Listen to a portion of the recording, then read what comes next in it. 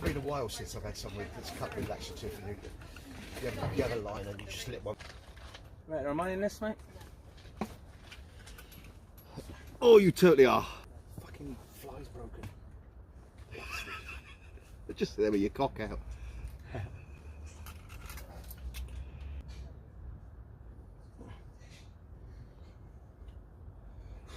Interview in progress. Hang on, I should roll the fag before we start, shouldn't we? My special guest, Mr. Crystal Taylor. Good evening. That's a good pose there. It's not bad. I mugged it off some idiot. Fuck knows who he is, he sounds as what. Anyway, so what about some memorable moments, stuff that, you know, we might not know about? Any funny stories? The most memorable? Yeah, shagging Miss Atlanta. That was memorable. Didn't he try again into Stevie Nicks or something? Oh, Stevie Nicks joined us in the Rainbow. She came and sat with me when we were talking. And she's really hippy-dippy and quite off the planet. And I said to her, you owe me $10. And she went, why? I said, I bought your album and it's shit. Can I have my money back? And then she said to me, oh gee, I really love you English roadies. You're so funny. I wasn't being funny, I was being serious. The album was shit. I wanted my money back. But she thought it was funny, so what the hell? You know, she's cool. I remember you telling me a story about Nikki Sixx at the Rainbow and... yeah, I was in the Rainbow one night with my girlfriend at the time. Lovely, beautiful blonde thing. And Nikki, they hadn't made it yet, and he was on the table behind me, and I was just sitting there, and I suddenly heard him go, "A fucking Queen fag." And I looked behind, and there's this, I didn't know who he was, this geezer with back-combed hair and spandex and makeup on, and I thought, why is he calling me a fag? And it went on, and I suddenly heard, "Fucking Queen faggot." And he said it about 3 or 4 times. That's it. I picked up a bottle and I leaned over to lam him one, and I got pulled back, so we didn't actually come to blows. But I did meet him years later, and he was quite nice. Tell us one of your best stories of the man. Oh, there's so many with him. He's just a hooligan. The sort that you wouldn't be able to tell at the convention. We were touring Europe, and there's a bit in the show when they did Love of My Life, and he used to play, and at the end of it, I would have to walk across the stage with a pair of maracas and a glass of water, and I'd give him the water, he'd have a mouthful, I'd give him the maracas, and I'd walk off, and he'd shake them and lob them out. And one night, he's there in his glitter leotard, looking like a bloke in a glitter leotard, like we all do, like Loretta looks normally, and and he took a bow, and the punters loved it, so he took another bow, and he's doing the big theatrical thing, and I'm standing at the side waiting. I'm kind of at the edge of the spotlight with him, and he's bowing away, and I'm going, "Oi, oi, come on." And he turned around and looked at me, walked across, grabbed me, gave me a big hug, so I'm now in the spotlight right at the front, and he announced, he said, "This is Crystal, and I've heard he's got a big cock and he's good in bed." And I just went, "Take this fucking drink, will you?" And I walked off. Not only were the band and all the crew laughing at me, 20,000 punters were like, and I said, I ain't doing that again, that's it. Not getting embarrassed, but I did the next night. Yeah, but that's his mischievous little ways. Great guy, really fun guy. Lovely bloke. Yeah. Seen a picture as well, you used to play Scrabble with a guy, yeah? Good at Scrabble? Scrabble, yeah, Trivial Pursuit were the big ones. The Trivial Pursuit games were monstrous, and they went on forever, and you had to say what was on the card. And we played one night, it was like 3 o'clock in the morning. We were off our heads, and Fred, I was with Roger on my team, and it was Fred and whoever, and they had the last question, and it came up, and we looked at it and thought, oh no, and it said, "Who is the lead singer with Queen?" And he just went, "It's me, dear." And we didn't give it to him because on the card it said Freddie Mercury. We made him to take another question. we wouldn't give it to him because that was it. I don't know who won. No idea. Do you have a favourite show in all the years from the 70s and 80s? I suppose Live Aid is memorable. Yeah. That's 20 minutes. And that was great. But no, the rest of them, no favourite show. You Live Aid is always the guy behind Princess Di. Yeah. Whenever. Yeah. I can remember when I was young, and we were all, because we saw Bowie, and then there's you, and then there's Bride, and Roger, or the other way, I don't know. And we're like, for years we were kind of like, who's this geezer? You know, Oh, it comes out in the papers a lot. I've been Midge-Ure, I've been Paul McCartney, I've been everybody. Everyone wants to know who it is. And there's one of me where I'm actually leaning forward, and everyone says, What were you saying to her? I was saying nothing. I just happened to lean forward and someone took a picture. Yeah. I never spoke to her. No. Never spoke to her. Not We all had, of us. We had an argument with Boy George once as to who had the ugliest audience, the Queen or Culture Club. Because you get, you know, it's like you get the overspill of the lights. And Fred actually wanted it written into the contract one day that the front 3 rows had to be good looking because he fed up looking at ugly, spotty people. We were going to have it written into the contract for doing a show. You started coming to see us. I think the first time you saw us was at the Brooklyn Bowl at the O2 Arena. That's so right. I technically played it, but I haven't. Yeah. But yeah, that's the first time I saw you. Yeah. Yeah. Did you put us on the spot? You can say it was shit. Did you have a good time? No, not really. It was rubbish. Oh, fair. No, I thought it was great. I think you're probably the best tribute band around, alongside Flash Harry, which is the Queen one. Oh yeah, the and Irish. I think they're the Irish mob. I think they're phenomenal. I thought it was spectacular. Yeah, but your band's really, really good. Oh, thanks, man. Yeah, I get asked all the time why we didn't record and film Nebworth, and people say you should have recorded it because it was the last show. And I said, well, we didn't know it was going to be the last show. Yeah, but you should have recorded it. We didn't know it was going to be the last show. And they don't understand. But you must have, we didn't know. And I get really pissed off. It's just annoying. Yeah. No, we didn't know at all. We didn't have a clue. One of the first shows I ever saw on a video was that Milton Keynes Bowl, '82, and even on the TV version, you're in the background part of it. Much memory of that at the bowl? Milton Keynes, because I used to do the drums with Roger. And we were out one night, and he suddenly said, and we were pissed up, and he went, oh, I've got to get a personal assistant for the next tour. And I said, well, that won't be hard to find. And he went, why? I said, well, it's an easy job, isn't it? Just carrying bags, doing bugger all. And he said to me, well, you do it. And it really threw me because I wasn't looking to do it. And I said, you serious? He went, yeah. And I went, give me a week, I've got to think about this. And I literally had to think about it because I loved being on the crew. We had the best crew ever. I'm not saying we're the best technique, but we were all great mates. So it was great fun, and you know, we used to hang out socially and stuff like that, and everybody. So I really had to think about it. Anyway, I decided to take it. So Milton Keynes was my first time on a helicopter. So I was travelling with the band then, and I'm in the limos and the private planes, and we flew into Milton Keynes in a helicopter, and it was like, here we go, no more loading trucks, swan around, which turned out to be a harder job than being on the crew, because from then on I never got any sleep. It was just a nightmare. It was just really unbelievably hard work, so much to do. But yeah. When they were working with Bowie and Cool Cat, did you wind Bowie up one day, and for that reason he didn't come back and finish the song? Would I wind anybody up? Come on, behave yourself. No, I didn't wind him up intentionally. Bowie was actually a bit of a dick, and he's a control freak, and Brian didn't get on with him at all. Not at all. It turned into a nightmare.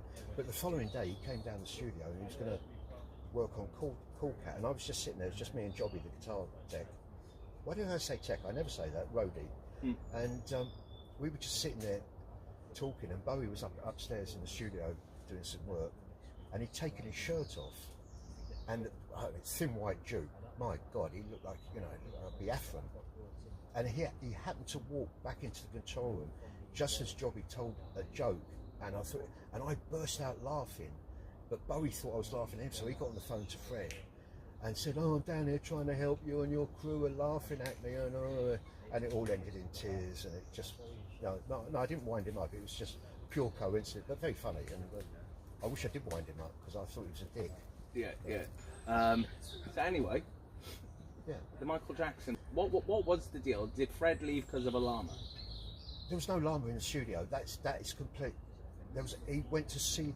Jackson had a llama in a field, and he took Fred out to see him. And Fred told me, he said, I was up to my ankles in llama shit. Yeah. No, I mean Jacko is wacko, but no one is going to have a llama in a studio with millions and millions of pounds. He's not that wacky. No, there's no llama. That's untrue. Yeah. Okay, I thought it was.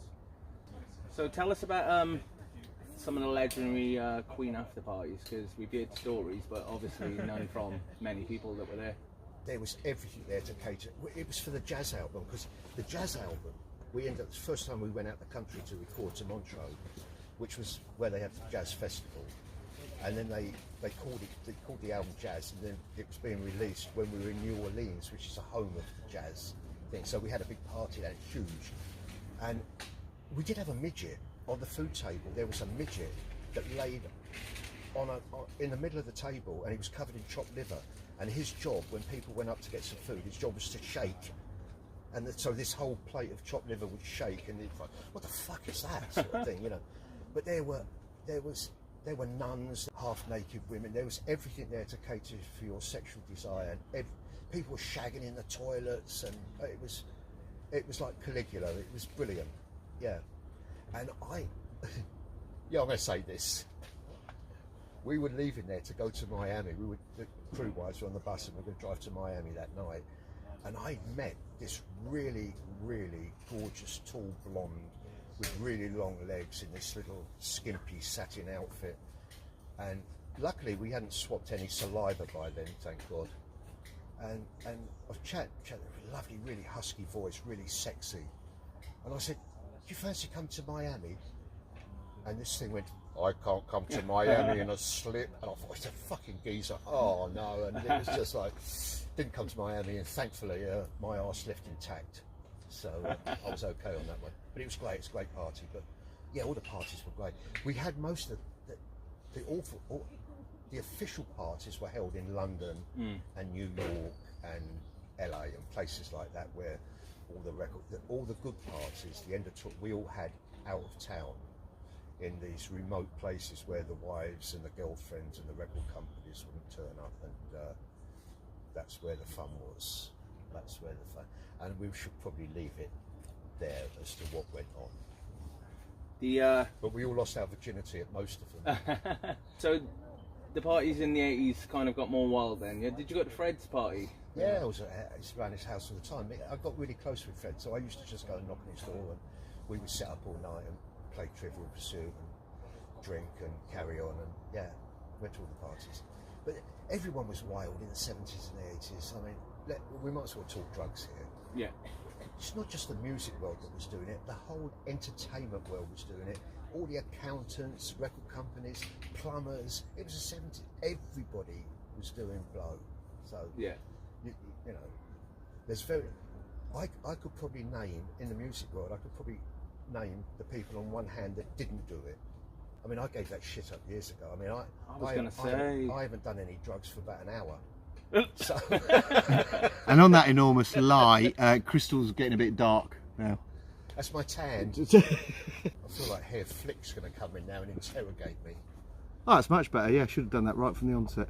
Although there's a bit of glare from Crystal's glasses, but that's all right. Any wild parties going on through the Works, Magic, Hot Space tours? Was Hot Space? There were parties everywhere. We had parties all the time. I mean, every night was a party.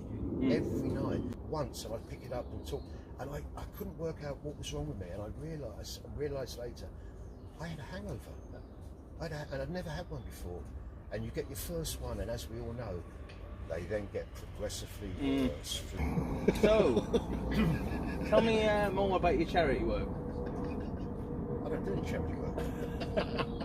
What charity work? Oh, sorry. I do charity work. Every Christmas, for the last good few years, I give up Christmas Day and I go and work for, I forgot what they're called now. The Rotary Club. And they, at Battersea Park, they feed, they do it all up really nicely, and they feed 400 or 500 people, and I go down Christmas Day and serve the food. Oh, really? Yeah, I do it every Christmas Day. Yeah. I've been doing that for a few years. I thought you were winding me up then. No. I know. Do you know what I thought it was as well? But no, but then I go and, I don't do charity work, but I go and help people do their gigs, and I don't charge. I don't never charge anything. Just do it. It's like the Art of Noise things. I don't get paid a penny for it. I go away for the weekends to Butlins and just have a bit of a vibe and watch Howard Jones and all that weird stuff, and it's a bit of fun. Yeah. The later years, obviously, when Fred started getting ill. We first found out he came up with some. It was quite funny actually. He came up with some blotches. We were in the townhouse studios. He came up with some blotches on his face, and he went to the doctor, and he came back and he was telling us all, because we're all close, so he's all telling us, and he said they were liver spots, and he told the doctor that he drinks vodka or load of vodka all the time. And he said, doctors told me to, I've got to stop. I can't just keep drinking all that. So we all agreed with him and all that. He said, get some brandy, will you? I went, no, you've got to stop drinking. And he went, no, he told me to stop drinking vodka. And it's no, Fred, I think you've got this wrong. You've got to stop drinking. No, he said, I can't drink vodka, so I'll drink brandy now. But basically an idiot, yeah. So, but then we did the last tour, and then we found out he was ill, and kind of knew that was it. Yeah, it was quite a sad moment. And then I'd had enough, and I quit and went on to greener pastures. Yeah. No, of course. When I quit, I decided, because I'd been on the road for nearly 20 years, I wasn't going to do it again. And I knew Hugh Cornwall from the Stranglers, and he'd left. And he's lovely. Hugh is a lovely guy, and he was doing his first solo album. And he kept saying to me, "I'm going to come on the road. Do you want to come out? I'm doing a tour. Do you want to come out and be my tour manager?" I said, "No, Hugh, I've given it up. I'm not doing it anymore." And he kept asking me, and I kept saying no. And I went to a party, and he was there, and we were both pissed. And he said, "Do you want to be my tour manager?" I went, "Yeah, mad for it." Yeah. And I went and did it, and it was one of the greatest. Because I started off in a transit, going up and down the motorways and doing all that, and I ended up with Hugh and his band, who were lovely. It was like I went a full circle from the transit to the 3-tonner to Essex, and it actually got bigger and bigger and bigger. And then I got, with the band and the Learjets and the private planes and whatever. And the last gig I did with Queen, I flew into Nevis on a helicopter and flew out. And then I went the full circle, went back in the small van and did the clubs with Hugh, and he was opening for Big Country, and I thought, it's brilliant. I've just gone the full circle and gone right back to... And the Hugh Cornwall thing is one of the most enjoyable tours I ever did. I loved he's a lovely guy, and it was just great. Back to basics, it was just real good fun. And then that's what I said, that's it, I'm never doing it again. And then all of a sudden I got a call from Judy Zook, who I knew, and she said, "Can you be my tour manager?" And I said, "What are you doing?" She said, "I'm doing a show at the Shore Theatre." And you don't really need a tour manager for one show. Yeah. So I did that with Judy, and then I finally never do it anymore. And then I've gone back and I do stuff with the Art and Noise, but that's for fun now. So. Yeah. Keep your hand in. I still love. I'm a music fan, so I don't have a favourite. I was not a Queen fan, but I'm a music fan, so that's why I come to see your stuff. I like music. Yeah. Although when I come to see you, it's not really music; it's just a racket. But yeah.